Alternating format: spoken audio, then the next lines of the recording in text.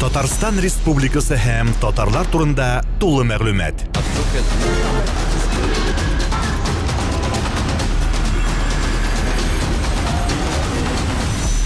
Татар информ мәгълүмат агентлыгы. Менә күп телләр белгән кеше буларак әйтсәгез иде, тел белүнең нинди әһәмияте бар? Тел бик әһәмиятле, чөнки тел аша без күп нәрсә беләбез. Дөньяны кабул итәбез. Бу тел аша, тел ярдәмендә без уйлыйбыз. Хәер, без тел аша гына уйламыйбыз, ләкин вербаль уйлау бар, невербаль, вербаль булган уйлау. Вербаль булганы ул тел аша. Һәм тел икенчедән тел ул бу дөньяга карата гомуми коллективный бер мөхит тудыра.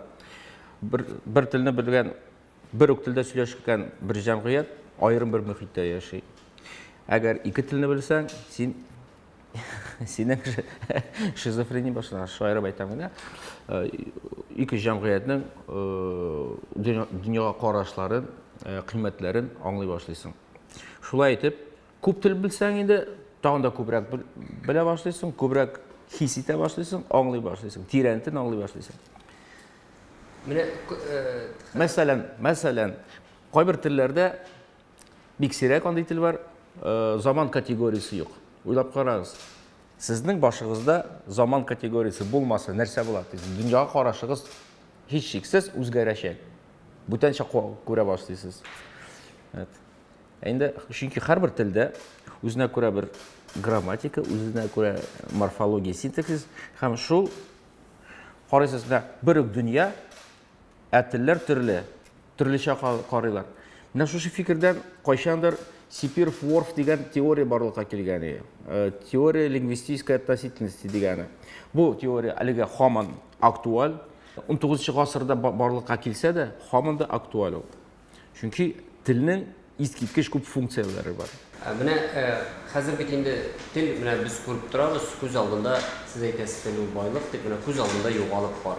Күпмедер дәрәҗәдә. Татарстаннан читтәге регионнарда мәсәлән яшьләр, татар яшьләре, алар бит инде русча аралаша, үзләрен татар дип санасалар да, һәм бу хакы кирәк түгел дип саныйлар. Бу менә нәрсәдән килә? Телнең югалып баруы сез нәрсәгә карап әйтәсез? Минем фикеремчә, безнең татар теле киресенчә үсеп бара яшьләр арасында. Бәлки ул татар теле дәресләре бәлки кими, ул яктан бетеп бара. Ләкин икенче яктан караганда, аның куллану даирәләре киңәя. Һәм үсә, нидер яңа сүзләр, яңа төшенчәләр барлыкка килә. Шундук ул яңа төшенчәләр тел әйләнешенә кирип китәләр, кулланылар. Менә мәсәлән, чагыштырып карыйган, мәсәлән, 30 ел элек ничек иде, хәзер ничек?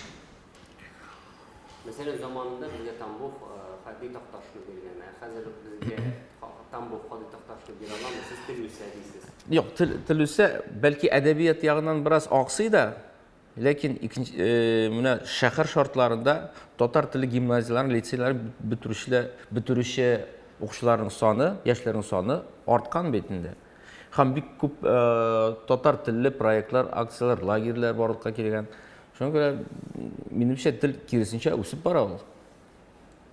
Әдәбият ягыннан, сыйфат ягыннан бәлки бераз кимәгән, ансы мөмкин. Менә шулай без мәсәлән сезнең әйткәнегез бар, татар теле дәреслекләре, самоучительләр турында әйткәнегез бар, әйме? Аларның сыйфаты түбән дип. Менә сез нинди кимчелекләрен атар идегез? Мин менә безнең институтта укыган чакта, мәктәптә эшләгән чакта шуны күрдем, безнең методика барыбер артта калган, бик нык артта калган. Бездә шул ничек без аны шаярып академическая лирика дип атыйбыз. Безнең теге бик яраталар аңлатырга. Шушы кушымча, менә шушы очракларда кулланыла, шушы кушымча моны аңлата. Менә бу аңлатулар кирәкми. Бүгенге заманча методикада шул аңлатулар минимумга хәтле бетерелергә тиеш. Һәм хәтта әгәр сез чит телне өйрәнәсез икән, бөтен дәресләр шул чит телдә алып барылырга тиеш. Сез аңласагыз да, аңламасагыз да, сезнең колагыгыз тула башлый. Сез бу тел мөхитенә шумган буласыз һәм шул тел мохитендә сез күпкә тизрәк үзләштерәсез ул телне. Һәм грамматиканы әзәйтергә кирәк, грамматиканы аңлатуны.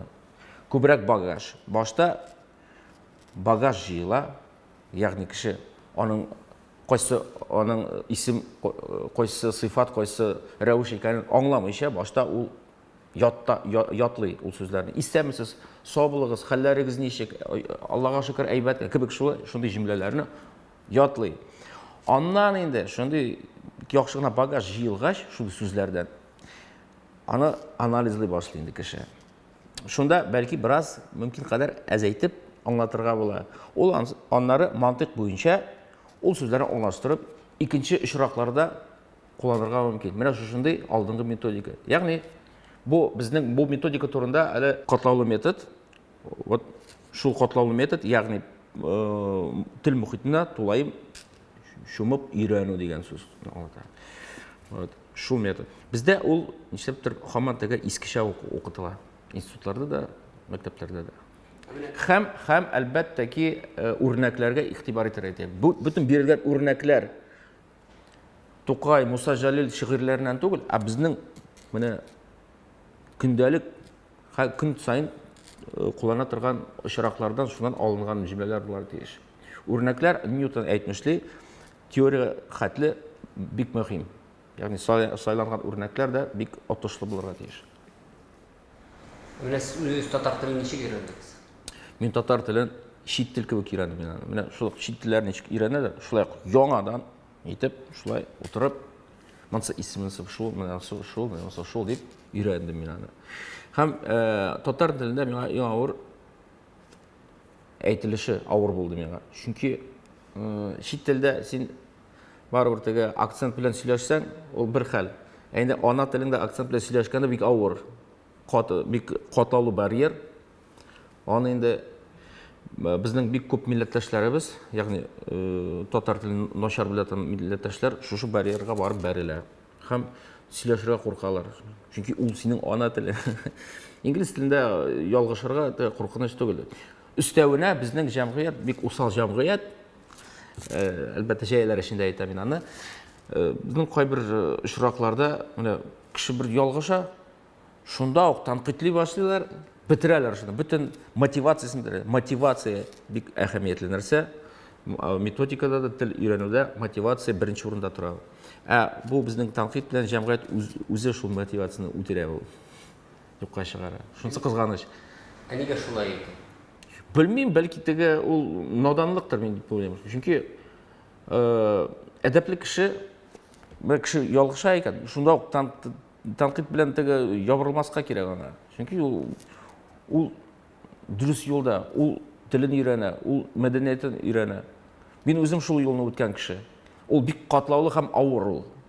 Менә анда Татарстанда бөтенсе татарча сөйләшә, ә мин Башкортстаннан килдем. Анда безнең бик авыр ул хәл. Шуңа күрә надан булмыйк, җәмәгать. Әдәпле булыйк, бер-берегезгә булышыйк. Әлбәттә хаталар булачак.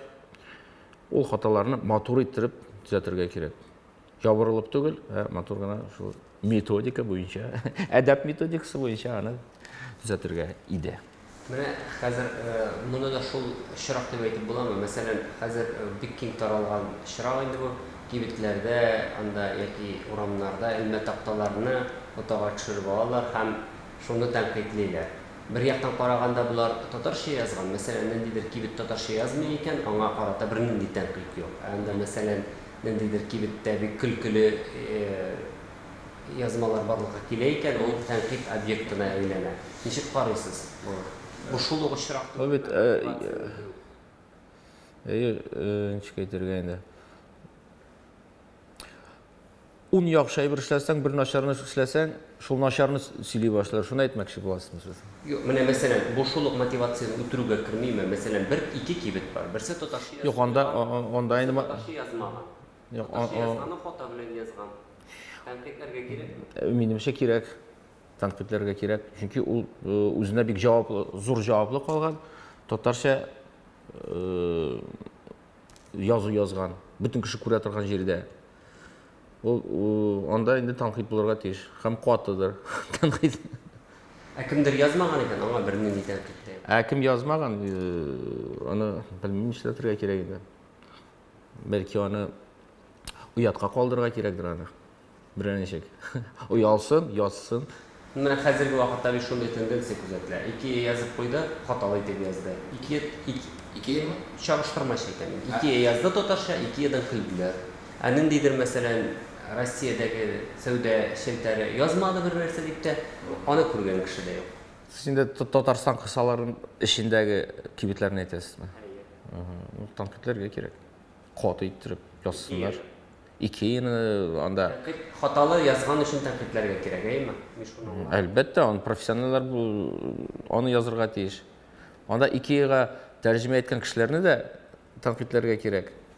Безнең андый хаталар күп. Һәм уят бит инде безнең Казаныбызда, Казан баш каласында татарларын кыйбласында шундый уят хаталар җибәрү нимәчә монда бер дә кызганмыйча каты иттереп танкитләргә кирәк.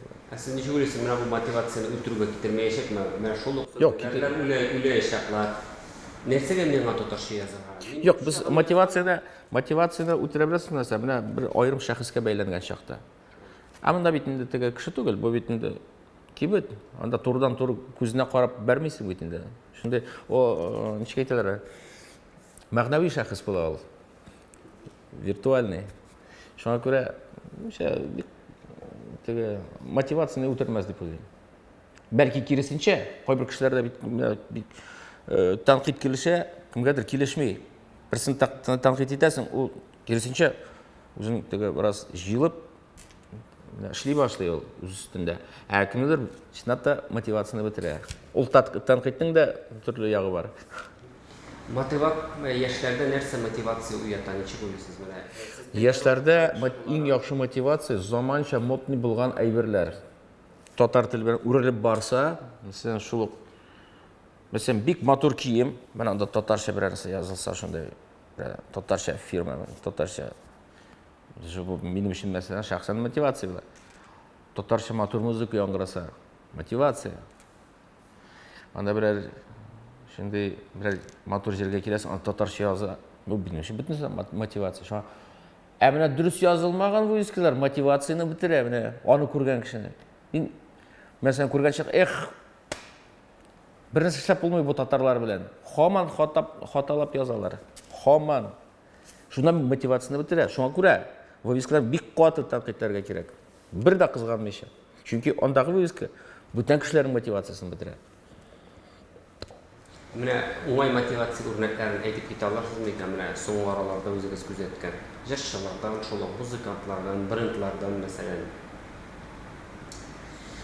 Менә үзегез телләрне укыткан кеше буларак, яшьләргә менә нәрсә сез татар теле курсларына килергә мәҗбүр иткән? Нинди очраклар булганы бар? Бу тел өлкәсендә бик яхшы итеп сәләт лагерен үрнәк итеп алырым. Аларда менә ул өлкәдә эш алып барыла, бик матур, шундый яшьләрчә, заманча. Тагын кайбер продуктларда ике телдә язалар, татар телендә дә язалар. Мин үзем күргән юк, менә шулай ишеттем мин. Чөнки бер тапшыруда шул тема буенча катнашкан, анда дәүләт кешеләре бар, менә ди без упаковкаларга татарча да язабыз. Вот безнең теге татар тел укыту методикасы шулдыр инде ул дип мен әйтәм инде. Татар телен укыр өчен методика кирәк, упаковкадан гайрәт булмый. Шуңа, ләкин мотивация яхшы. Тагын нәрсә? Нинди үрнәк? Рәсем сәнгатендә безнең анда да мотивация бар, анда төрле заманча юнәлешләр бар, анда менә бер егет белән танышкан мәле, анда брызгизм, татарча, анда нәрсәдер шундый. Бөтен нәрсә мотивация китерә. Менә кайда монда заманча үсеш бар, шул мотивация китерә. Сәнгатьтә бу кибетләрдә урындагы бу язмалар да бөтенсе. Гәҗитләр, интернет. Сез матбугатны укыйсызмы? Мотивация уятырлык матбугат бармы татарда?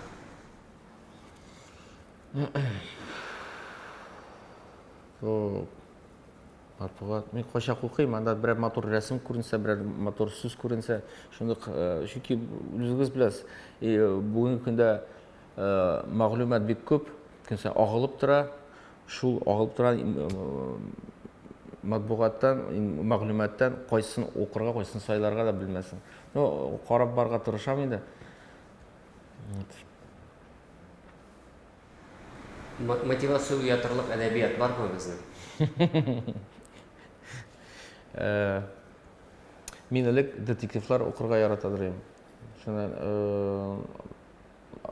укыган чакта романнар да укыдык та, ләкин үз теләгем белән укымадым мин аны. Шуңа анда күбрәк шул я авыл хәлләре, я баналь сюжет, я мулла турында, ягъни шул ук темалар тирәсендә йөрибез. Менә нәкъ детектив минемчә ул авыл жанры түгел, ә шәһәр жанры. Миңа кызык шәһәр жанрлары өстендә эшләү, шуларны уку һәм музыка өлкәсендә дә мин күбрәк шәһәр жанрларын үзенчәлекләрен үз эченә алырга тырышам. Шул әдәбиятта инде мин бердән-бер рәхәтләнеп укыган китап ул Мусагыт Насибуллинның детективлары. Бүтән әйбер кызыксыну уятмый. Яки татар теленә тәрҗемәләр укырга була. Кызык булыр. Mesela Остров сокровищ анда тон нәрсәләр. Байрон әле кайчандыр Тукайда бит Пушкиннарны тәрҗемә иткән татар теленә. Димәк, менә күргән ул проблемаларын, бүгенге проблемаларны күргән. Бүтән нәрсәләрне тәрҗемә итәргә кирәк. Сойларны тәрҗемә итәргә кирәк, мәсәлән. Менә яшьләр нәрсә тыңлый, сойны тыңлый. Димәк, татарча аны тәрҗемә итәргә кирәк. Менә Аллага шөкер, рэп юнәлешләре бар татарча. Үзләштерделәр, элек юк бит ул. Хәзер бар. Менә шул мотивация инде. Яшьләр ачыла, һәм тел куллану даирәсе киңәя. Телне куллану урыннары күбәя. Менә бүгенге эстрадага нәрсә нинди бәя бирер идегез? Бу иң күп таралган бездәге проблема инде моны кемдер һәм иң татарлар иң күп җыела торган урыннарның берсе дип әйтелгән. Шулай, безнең бу эстрада карата кайбер кешеләр әйтә, бөтен нәрсә әйбәт, үзгәртмәскә кирәкми. Менә ничек бар, шулай калсын. Кемдер дә юк, проблемалар бар. Аны үзгәртергә. Ягъни, димәк, кемгәдер бүгенге эстрада җитә, һәм алар хаклы. Нәрсәгә аларга бөтен музыка кирәкми? Әллә нәрсә киеп йөрү, ничек анда тавышларны үзгәртеп, әллә инде анда стильләр аларга кирәк. Ләкин һәрбер кешегә үз завына туры китерерлек бер җыр булырга тиеш, төр булырга тиеш, жанр булырга тиеш дип уйлыйм. Мәсәлән, бу миңа эстрада ошамый. Мин эстрад бик сирәк тыңлыйм. Анда бар анда яхшы үрнәкләр. Минем өчен бар, җитми ул. Мен теге бер яңалык кирәк миңа, яңалык, заманча, тагын нәрсәдер. Менә шуңа күрә мин төрлелек ягын күрәм. Һәм шуның өчен без хәзер яңа проектлар да башлатып җибәрдек. Төрлелек һәм шул ук вакытта бердәмлек. Бөтенебез бер үзебезнең милләткә хезмәт итәбез. Икенче яктан һәрбер кешегә индивидуаль рәвештә үз җырчын табырга насыйп булсын дип төрле жанрлар өстендә эшлибез. Сәнгатьтә ниндидер татарның үзенең стиле булырга тиешме? Ягъни татарча булай җырлау бу татарчалык түгел, булай эшләү татарча түгел дигән әйбер белән килешәсең, бу теге татарга хас түгел дигән әйбер.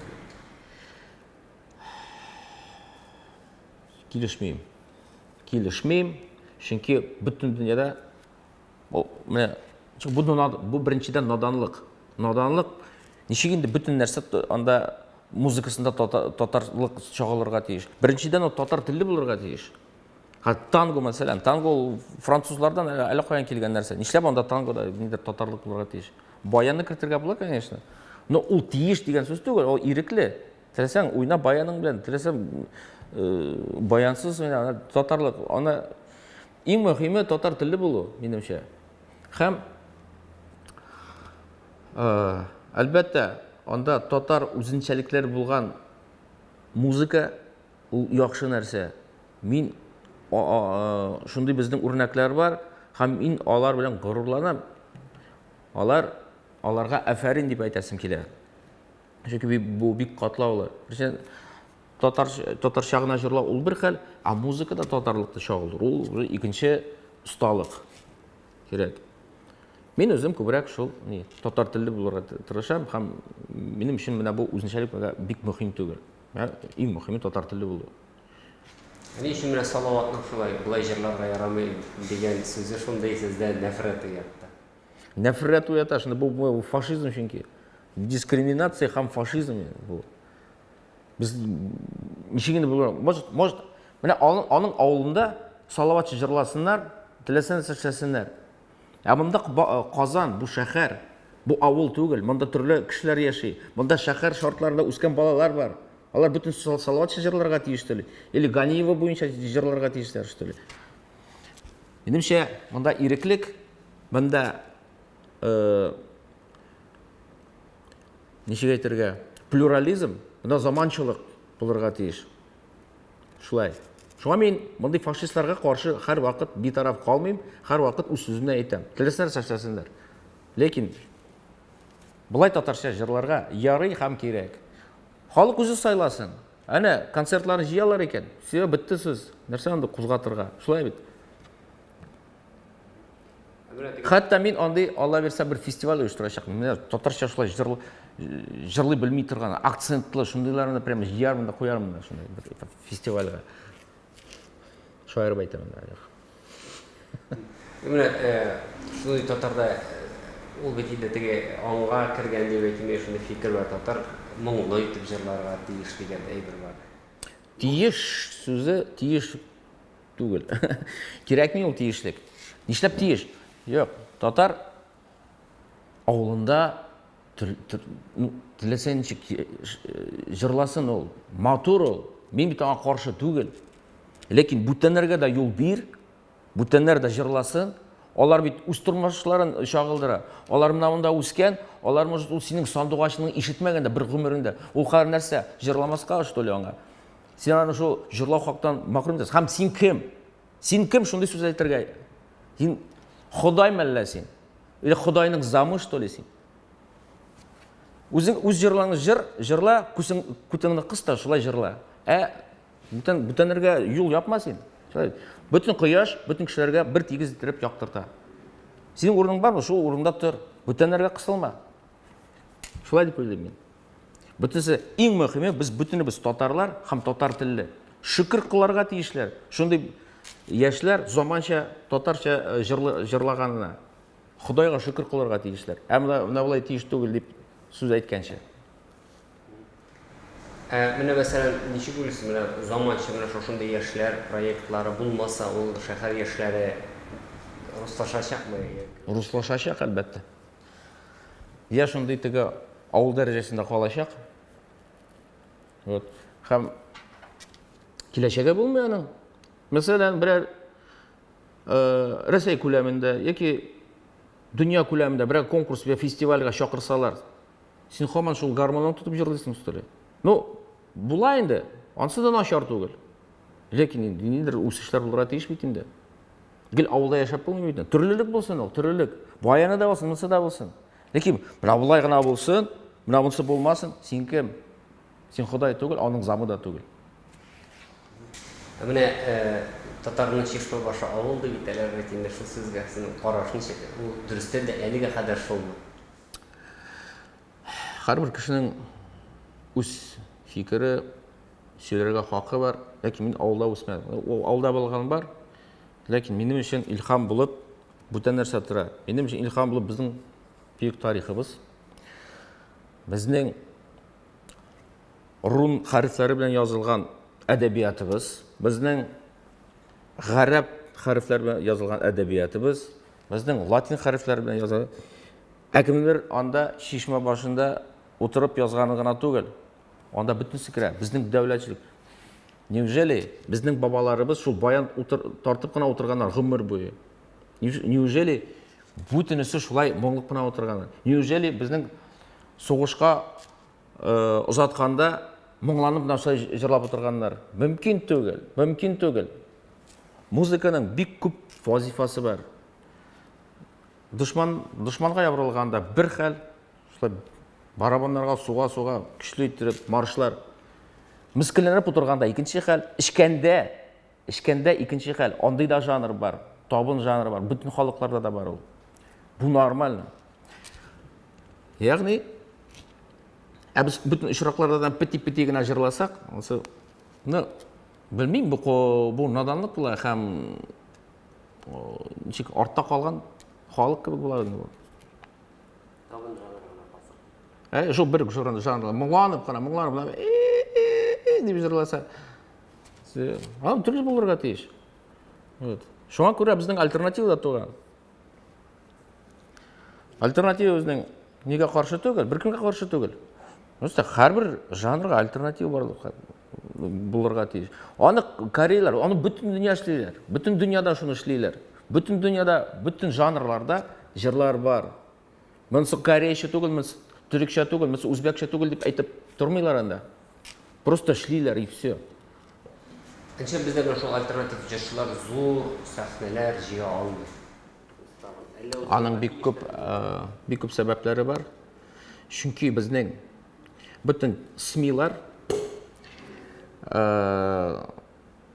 ДКлар бүтінісі кереклі кішілер қолында. Оларға керекме, альтернативсы да керекме, тігісі де керекме. Оларға бары тек өзлері жетіштірген шәкіртлеріні кірту, өзлерінің гіне зауғына туры келге тұрған жыршыларға жол беру, қалғанлары үлсе дайыры. Шундай фикірлер бір бүтін мына бұл ключевой орындарын алғандар өз қолдарына. Шуңа біздің өсмеу. Ләкин бірәр фестиваль бола екен, Ресей көлемінде сұрады. Қоялы біздің нелер бар янда. Тәгі енді шудиклар, шуны жібәрейік әлі. Өзлері бар ма бейтанда? Но, шуны білдірге керек, біздің татар эстрадасында түрлі базарлар бар, рыноклар. Біздің ішкі базарымыз бар. Мына шушы біздің бүтін эстрада ішкі базарға ішлей. Ішкі базарға ғана ішлей. Тышқы базарға ішлегенде шул тегілер шудиклар искә түшә башлый. Николай. Чөнки монополия буа. Бізде жігеттерге я көбейтіп ақша болырға тиіш, я бірсінің туғаны болырға керек. Біздің яңа дәуір проектінде ондай нәрсе жоқ. Бары тек кіші талантлы екен алабыз. Талантсыз екен шоқынсын кетсін. Талантлы кіші. Yok, şitke жібергенде дейсіз, шудикларды ізлейлер деп айтасыз дегенде, нешеп эстраданы жібермейлер? Көрсәтірлік түгіл ме? Көрсәтірлік түгіл шол. Көрсәтірлік түгіл, ол сыйфатсыз. Яңғыраш жағынан да сыйфатсыз. Олар шул сыйфатсызлық белән енді тұқландыралар мұндағы рынокны бітіргенлер битінде. Мұнда да ол жоқ. Әлі айтмайын исімен бір жыршы дос. Уфада концерт қоям дейді. Афишларын іліп қойдым, шалтыратан билеттер сатыла бар дейді. Мұнда қой афишларын ілейм дейді. Мен білмеймін. Мен орамларда ерейм, Салаваттан башқа афиша көрмеймін даже. Анда бар Линдалар, Алексеевлар көрдім барғанда. Таңын какой-то рок-н-ролльщик келе анда, всех времен и народов. Орыслар нелер бар. Қоя біздің, біз башқалабызда яшаймыз. Мен андай афишларын көрмеймін. Мен айтам, заводларға шалтыратасың, әйтесің. Мұнда бүтінсі завод оша. Мәжбүри рәвіште мұнда ереді. Мұнда тігі шейтерге құллар мұнда яшайды. Мұнда тігі жәбірләп ертәдір концертларға. Шоңа көре, мейді анар ол шалтыратты. Шалтыратып сұрашты. Міне, алабыз, билет ұзап келдегіз. Неше сумнан сатасың? Ол айта 700-ден башлана деменім. Сіз нәрсе? Мүмкін түгіл, бұнда Галимовта 200 сумға ерейді. Но мен Галимов түгіл, мен ижатымны шулай көрем. Ол 200 сумлық ижатым түгіл ол. Мен анда бүтін жанымны бердім, бүтін ер. Жоқ, ғафу етегіз, бір нешілі алмайбыз. Афиша ілерге да орын жоқ. Шулай. Әнием килеп китте әле Казанга. Ярый анда бөтен теге Казан матурлыкларын, мигъмари матурлыкларын күрсәттем инде. Бер концертка алып барып булмый. Ни афиша юк, ни монда музыкаль чаралар юк. Нишләргә? Кая безнең музыка? Безнең ул ичке базарда үлеп бара. Үлгән почти. 200 сумлык концерт планы инде. Нормальный концерт 200 сумнан тормый ул. Шуңа күрә менә бу система, бу зәвыксызлык. Моны кайбер кешеләр аңлап бетермәсә дә, ул бар, ул күңеле белән сизә. Что менә бу җыр ул нәрсәдә ул җитми. Менә әйе, тавышы матур, но калганы җитми. Безнең халык шул тавышына гына карый. Чөнки аның теге яңгырашы ничек бу инструмент теге инструмент аңа карамый. Ярый, тавышы булса җиткән. Менә бу татарча. Уже хәтта кайбер кешеләрнең зәвыклары да бузылган. Все, менә булай гына булсын диләр. Бөтен дөнья аңгыра, татар гына акыллы. Менә шулай гына булырга тиеш дигән. Шулай килеп чыга. Менә бу эстрада арасында хәзерге тиме шундый әйбер бар теге бер-берсенең җырын урлаган, шигырен үзләштергән дигән. Менә бу альтернатива арасында Ярый, безнең сазлыкка килешә ул. Бер-берсен ашарлар. Ул ничек әйтергә? Монда безнең наданлык өстеннән наданлык. Наданлык галә наданлык. Ашасыннар бер-берсен. Надан булу гунах ул. Укырга кирәк, белергә кирәк. Безнең укымаган кешеләр кинолар төшереп йөриләр бит. Укымаган кешеләр рәсем сызалар. Укымаган кешеләр атаклы җырчы булып китәләр хәзер.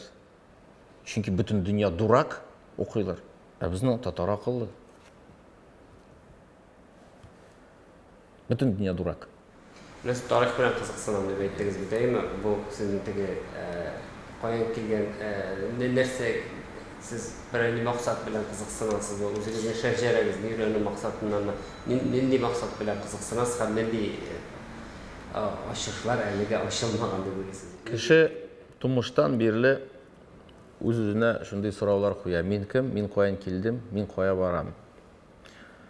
Шуңа күрә кеше кызыксына. Кешенең кызыксынуы бик гадәти. Кызыксынмаган кешеләр дә күп. Ләкин мин үзем шәхсән кызыксынам. Без каян барабыз? Тарихны уку күп нәрсәгә өйрәтә. Тарихта бик күп ялганлар. Тарихны төрлечә язалар. Шуңа күрә тарихны өйрәнгәндә син теләсәң, теләмәсәң, әкрен генә тарихны ничек иттереп дөрес укырга, ничек дөрес фактлар белән эшләргә өйрәнә башлыйсың. Теге эчке органнардагы следовательләр шикелле хәзер. Бөтен нәрсә чагыштырып, бөтен нәрсә яңадан тикшереп. Чөнки без өйрәндек шулай. Ну, шулай инде. Укыган чакта кем инде уйлап тора? Апа әйтте, значит шулай. Әйтте икән, менә Иван Грозный патша булган. Значит ул патша булган. Минемчә ул патша булмаган. Патша булуы да мөмкин түгел ул вакытларда Иванның. Ничек ул патша була? Ул 1700 елга хәтле Мәскәү дәүләте, әле ул вакытта Рәсәй сүзе дә юк. Мәскәү дәүләте Кырым ханлыгына налог түләп барган, салым түләп барган. Ничек ул патша булалар?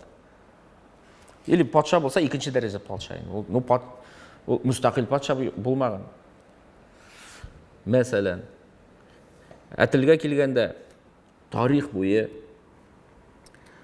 халыклар үз телләрен җәяргә тырышканнар. Ягъни киң кулланышка кертергә тырышканнар. Безнең мәсәлән грек теле дә, юнан дибез, татарча юнан теле. Кара диңгез ярлары буе шәһәрләр бөтенесе грек телендә. Феодосия тегесе монысы, ләкин ул бит грек икәнен күрсәтми барыбер. Ул вакытта юнан теленең шундый гегемониясе булган. Бөтен патшалык сөргән шуны. Аның сәясәте, аның акчасы басылгандыр анда ул вакытта. Шуны күрсәтә ул. Аның каршысында латин теле булган. Аларның үз динләре булган. Моның үз христианствосы, моның үз христианствосы, үз теле, моның үз теле. Бу ике арага бұрынғы болгарлар, мен теге Болгария турында айтам. Бұрынғы болгарлар қысыла баштаған үз тілләре белән 860 елларда Бұлар ғасырлар бойы бұларға рұқсат бермейділер үз тілләрендә ғибадат қылырға. Шуны түсінесіз ме? Яғни тіл шул шақлы әһәмиятле, кертмей ғасырлар бойы. Ләкин алар бір нәрсәгә дә қарамастан үз тілләрендә ғибадат қылганнар. Яғни бұрынғы болгар тілі. Ол бұрынғы болгар тілі аннары боякларга килеп җитә. Яғни бүгінгі Россияға аның тарихы да бик катлаулы, чөнки бу якларда славяннар вообще юк. Славян төшенчәсе 17-нче гасырларда гына барлыкка килә. Славян дигән төшенчәсе, славянство дигән нәрсә, ул бер кайда юк. Бер кайда юк ул. Древний славян дигән сүз йөртү дөрес түгел, бөтенләй юк алар. Безнең татарлыкка килгәндә, безне гел әллә кайын килгән дип әйтәләр. Әллә нинди шүлләрне кишеп, әллә атларга атланып, ничә мең километр килгән без имештирмәгәндә. Бу берни тарихчы, акыллы тарихчы моны кабул итә алмас. Бу мөмкин түгел булай килеп йөрү. Без менә кайда яшәгәнбез, шунда яшибез һаманда. Без бернинди килмешәк тә түгел, без үз җиребездә яшибез. Вот. Үз-үзебезгә хуҗа. И имештирсез менә килмешәк дип әйтүчеләргә вообще ул бу вообще хыянәтчелек. Шуңа мин шул яклы. Без монда яшәгәнбез. Монда безнең төрекләрдә беләсез ничек? Бабаңның кабере бар икән анда, димәк, бу синең ватаның. Безнең монда каберләребез күптәннән инде. Шуңа күрә бу безнең килмешәк тә булса, мин аны кабул итмим. Килмешәк тә булса, барыбер бу безнең җиребез. Бу безнең телебез. Ләкин телгә килгәндә безнең татар теле җирле сөйләм бит ул. Беренчедән. Җирле сөйләм бүгенге әдәби телгә үстерелгән. Моңарча безнең бөтен ислам дөньясында төрки тел кулланылган. Төрки теленең урта гасырларда 4 төре була. Аны шартлы рәвештә төрки дип атыйлар инде бу фән галимнәре. Урта Азия төркисе, Кавказ төркисе, Идел буе төрки теле бар. Һәрбер телнең үзенчәлекләре бар. Бездә инде ул вакытта урыс алынмалары керә башлый. Тегеләрдә күбрәк фарсы, гарәп керә башлый. Без гәрчә бездә дә гарәп, фарсы калынмалары күп. Ләкин тегеләрдә күбрәк бездә урыс йогынтысы сизелә башлый. Ләкин без менә шушы уртак төрки телене кире кагып, үзебезнең җирле сөйләмне үстерә башладык. Һәм моңа үстерә башлаганга 100 елда булмаган әле. Әле 100 елда булмаган әле. Безнең җирле сөйләм тел бик яшь, әдәби тел яшь. Ул ни хәтле ул менә безнең эшебезне күрә. Ни хәтле ул безгә менә кирәк бүгенге көндә. Biz аны булай да эшләп карыйбыз. Дәүләт теле итеп тә игълан итә карыйбыз. Ул бит аның өстенә эшләнмәгән. Романнар язылган авыл хәлләре турында. Шәһәр жанрлары юк. Димәк, татарлар бары тик авылда гына яшәгән менә соң. Шәһәрдәге татарлар нәрсә? Нишләп аларның әдәбияты юк? Нишләп аларның тормышлары әдәбиятта чагылдырылмаган? Рәсемнәрдә, фәлсәфәдә, башка нәрсәләрдә. Әйтерсең, менә тагын берничә гасыр үтәчәк, әйтерләр. Татарлар бер кайчан шәһәрдә яшәмәгәннәр. Аларның бөтен романнары менә авыл турында. Димәк, шәһәр тормышы булмаган татарлар дип әйтәчәкләр. Шуңа күрә минемчә менә бу бүгенге татар теле ул менә аралашу теле. Аралашу теле ул һәр вакыт шундый булган, шәһәрләшеп бетмәгән. Һәм шәһәрләшү өчен я катгый рәвештә указ булырга тиеш өстән. Бетте менә шулай. Мәктәпләрдә шундый дәреслекләр кертелә. Шулай була. Я инде астан шундый пропаганда юллары белән беренчек шулай җәйли. Онсы авыр инде. Ул барыбер. Шакыра ул аралашу теле булып кала бүгенге көндә күбрәк. Шәһәрләшү дигәндә нәрсәне күз алдына тотасың? Мәсәлән, мисал китереп буламы? Менә бу авылча сөйләшү, сөйләм теле сөйләшү. Әдәгез мен сезгә күбрәк урыс теле үрнәгендә күрсәтәм. Чөнки бездә бит булмаган әйбер, ничек мин күрсәтәм булмаган әйберне. Урысларда бар. Ну, что, пойдем, что ли, сегодня? Не пойдем? Манса инде авылча. Без бүгенге көндә урысча шәһәрчә сөйләшәбез. Димәк, безнең әгәр киләчәктә татар телебез җирле сөйләм шәһәрләшсә, бәлки аның теге бераз үзгәрер, интонациясе, ну, нишлисең инде? Шәһәрләшү шул инде ул, глобализация да шул ул. Бүген бит инде булай да булсын, гел булмый ул, идеально бер кайчан булмый. Нәрсәдер бар, нидер югалтулар була, нидер казанышлар була. Шулай дип сез телне ясалма үзгәртергә кирәк дип саныйсыз. Юк, үзгәртергә дип әйтмим. Үстерергә дим. Чөнки үзгәртү ул төрле якка үзгәрү булырга мөмкин. Тайпылу да булырга мөмкин ул икән. Барбер нидә булса, мәсәлән, мисал булса кызык булыр иде татарча, мәсәлән. Белмим. Рәсем безнең әйтәм бит, әле җирле сөйләмнең әдәби тел булуга әле 100 ел тулмаган әле. Шуңа күрә ул безнең сөйләм теле дә, шәһәр теле дә әлеге бүгенге көндә ул бер үк яңгырый. Но барыбер теге бераз теге әрмаган аз гына. Мен аны тоже матур бер мисал да китерә алмыйм. Яшь тел, әдәби тел буларак безнең тел яшь. Бәлки, мәсәлән, сәнгать белән мисал китерсез. Мәсәлән, бармы ниндидер мисаллар, бүтән мисаллар күрсәтерлек? Белмим, авыр сорау. Вот. Мин үземнең җырдагы поэзия турында бер-ике сүз әйтә алам. Менә минем җырларымның текстын алсагыз, ул нык аерылып тора бүтән җырлардан. Мин аны эксперимент итеп башлаганым. Минем үземнең образлар системасы бар шигырьләремдә. Үземнең ничек стиль бар. Моңарча булмаган нәрсә. Чөнки мин бүтән бу стильләрне бүтән телләр аша үзләштергәнгә күрә, татарчага әйләндерү яңалык китерә.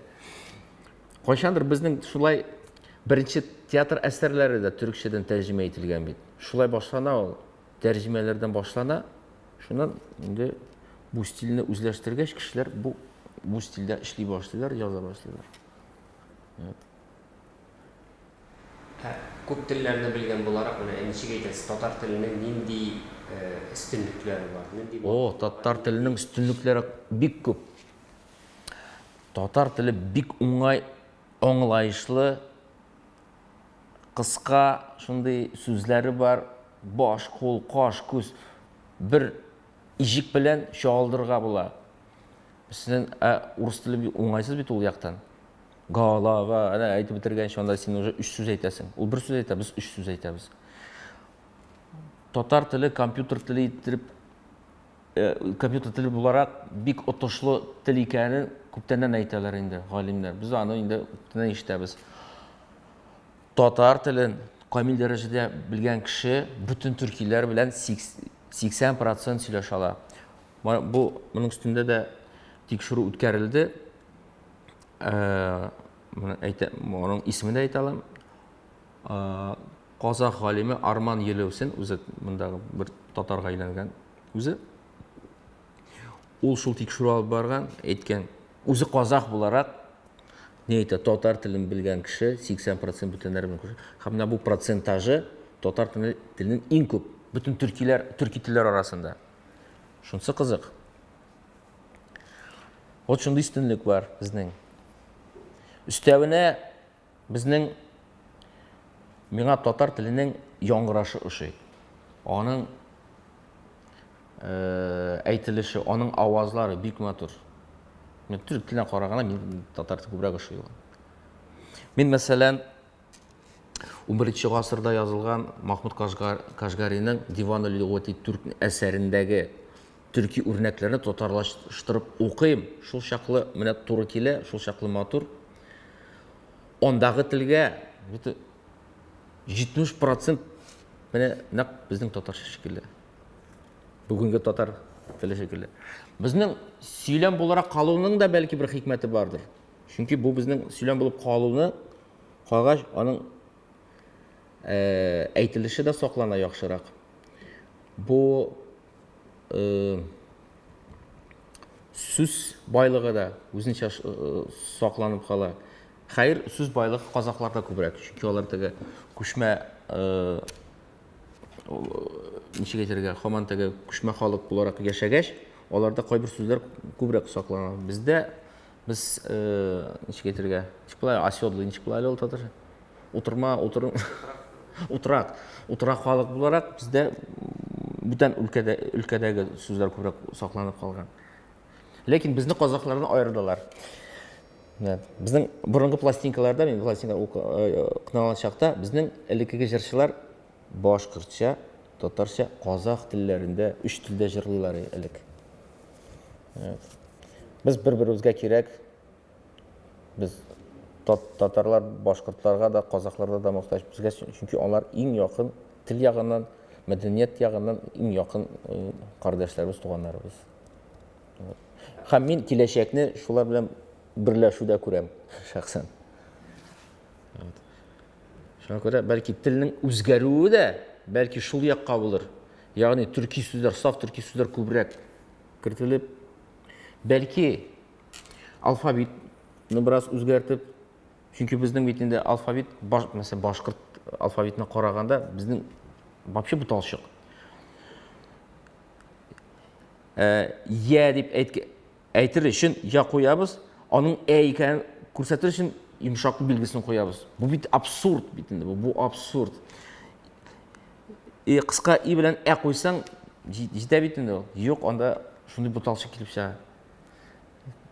Шуңа күрә, минемчә, алфавит та аның бераз теге реформаларга мохтаҗ. Şimdi bizden ikindi bir gıybara var mı? Gayız hakkı yazgan diye aytırlar. İnqiraz. Lakin sizin şulay bir vaqtni aytganingiz bor edi, tatar tili bir qaysında bitmeyecek, tatarda bitmeyecek, bugunga qadar kelib jetgan ekan qolashaq deb mana shu ikki o'zingizning fikringizni nechib yoqlay olasiz? Киләчәкне без яшьләрдә күрәбез. Яшьләр сөйләшә икән, демәк тагын 100 ел точно була әле. Әле инхираз булмый әле. Яшьләр сөйләшә икән. Бүгенге яшьләр сөйләшә дә, җырлар да яза, шигырьләр дә яза. Сәнгать үстендә дә эшлиләр. Шуңа күрә бөтен күрсәткечләр шуны күрсәтә, безнең тел үсәчәк. Ягъни тиз генә юкка чыкмый ул. Инқираз әле тиз генә булмый ул. Может, инқираз шул кыямәт белән генә бергә булыр. Иншалла. Ягъни бөтен дөнья беткән чакта гына бетер.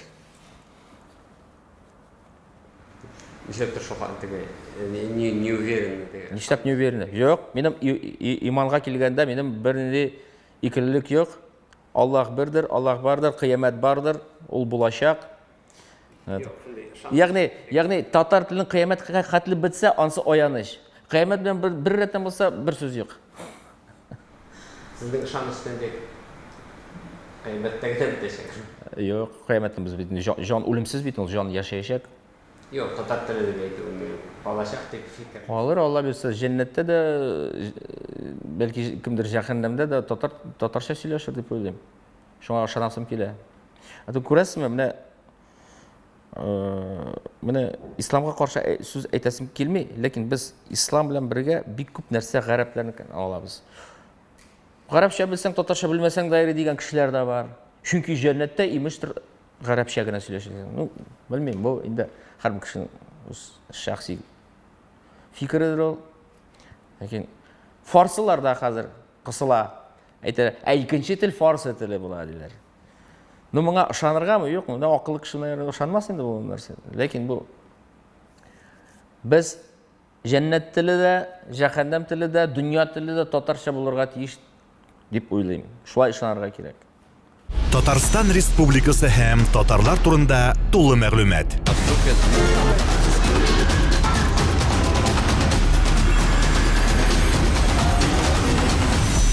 Татар информ мәгълүмат агентлыгы.